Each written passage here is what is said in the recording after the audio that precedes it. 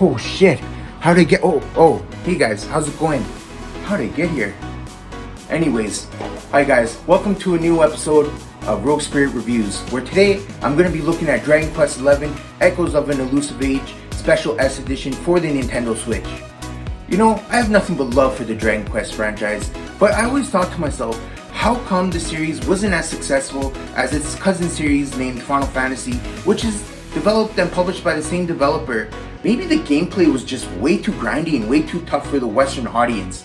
However, fast forward today and Dragon Quest XI has managed to sell just over 5.5 million copies worldwide, which is a huge achievement for the series. So I'm glad to have you guys join me today as we're going to be looking at what makes Dragon Quest XI so goddamn special. If you like this video, please don't forget to like and subscribe. Let's get the show on the road, folks.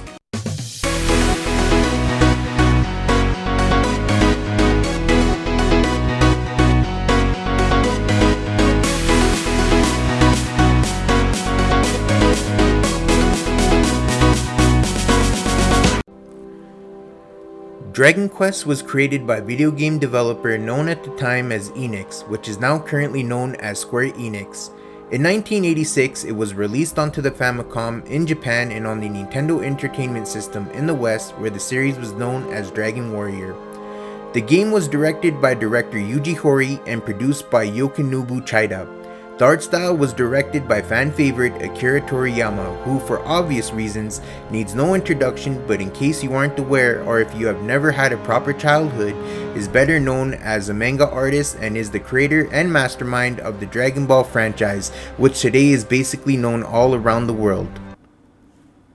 Anyways, enough about the past. Let's move forward to the present day, starting with my review of Dragon Quest XI. Echoes of an Elusive Age, Special S Edition.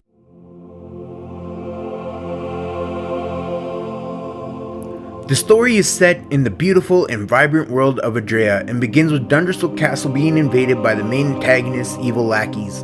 The main protagonist is just an infant and is quickly grabbed by his mother, who then tries to escape with the mysterious girl and the main protagonist, who I'm going to refer to as the hero from now on. The mother does her best to protect both of the kids, however accidentally manages to lose the baby, so it is then up to the little mysterious girl to protect the baby, but she also ends up accidentally losing the hero.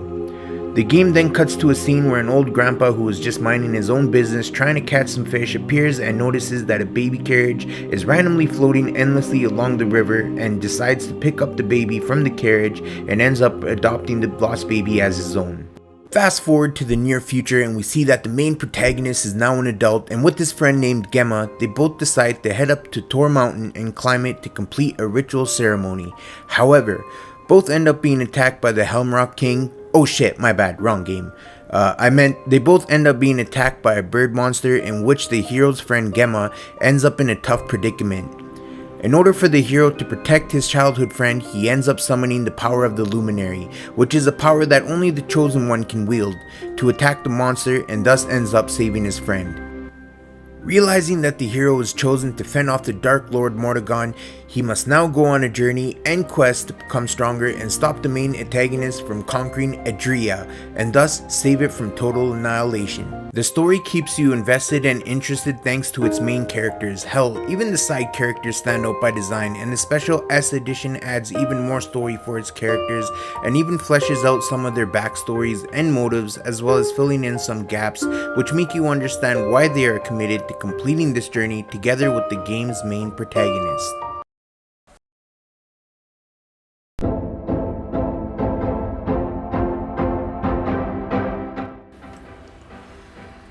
The redone orchestrated soundtrack is simply sex to my ears compared to the OG vanilla version. The battle theme never gets old, and honestly, I can tell that some of the tracks are from the older games, or maybe it's just me, but I can never get enough of it and it makes me feel all happy and jittery on the inside. But the game does have some sad tunes that matches up at where you are in the story. The game knows what it wants you to feel when it's time to get serious.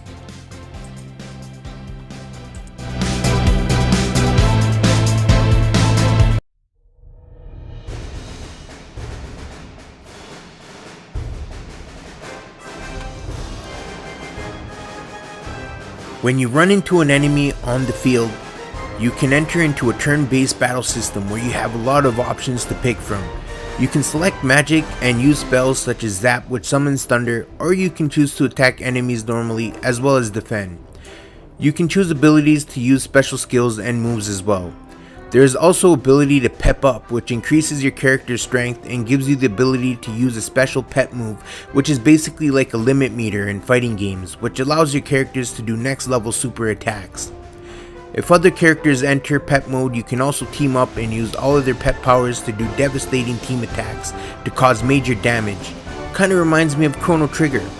Even though the game can be fairly easy at times, the battles never become tedious or too boring.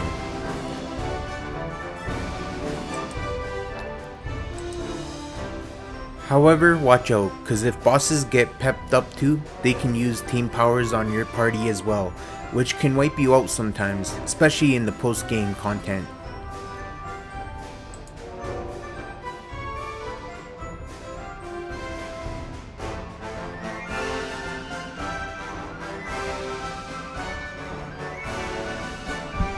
Speaking of the boss battles, there are some awesome boss fights in this game, especially in the late post-game section where if not careful, some bosses can wipe you out with one hit if you are not careful. When exploring, you can come across goddess statues too, and campfires, where basically you can heal your party's HP or run around and talk to other party members, as well as buy items from an NPC. Here you can also partake in a minigame by visiting the forge to forge stronger weapons and items which will give you an advantage in the game. You have a lot of abilities to choose from, such as increasing or lowering the temperature, choosing abilities so that you can hit more than just one square so that you can attack multiple, but be careful, you have a limited amount of moves and once that's out, the minigame is over. You can increase this limit by leveling up, which will add more points to your stamina bar as well. You can also play the game in what's known as a 2D mode, which pays homage to the days of the old.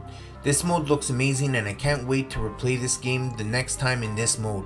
The old school Super Nintendo graphics look amazing and the sprite work is awesome. Fucking rights. This is what makes Special Edition so worth repurchasing if you just had the original game. You can even travel to another dimension called Tickington, which allows you to revisit old locales and dungeons from past Dragon Quest games. You can even run into some old classic characters from the older games as well, which is so cool. When you gain a level, you can spend skill points on characters to teach them new abilities and even help them gain passive abilities such as increasing percentage chance of pepping up in battles. You can choose the playstyle for your party members. Do you want Eric to be good with knives or skillful with the boomerang so that you can attack multiple enemies all at once? The choice is yours. Honestly, I love when I'm in control of how I build up my party members in my JRPGs. That's just the way I prefer to play my games. Right on, Square Enix. Good choice.